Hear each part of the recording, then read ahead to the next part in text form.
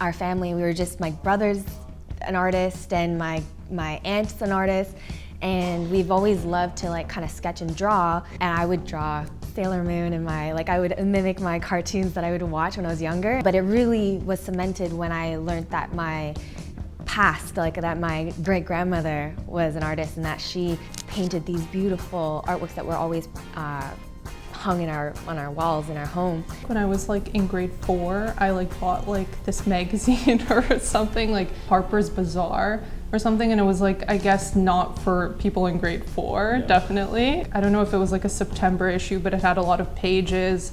And like I loved like the art direction aspect of it and like the photo shoots and the advertisements. And I think after that I began like making actual binders of like buying magazines and taking images from magazines and like making my own. The 1984 ad done by Apple, but it was a Super Bowl spot.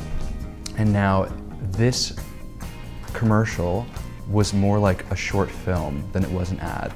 So I think it was that blending of two worlds, whether it be creative into technology, and just kind of seeing how those two are kind of intertwined. So that's kind of what sparked myself. I think it would be interesting to hear people's first visits to museums. I think museums are a huge thing for art and design. It could be actual oil canvases, or it could be seeing a sculpture, or like photography galleries of abandoned architecture or just new architecture. So I think that could be interesting to see someone, like a child or a teenager's impressions walking into a museum for the first time. It would be interesting to hear what the first cell phone model they had was.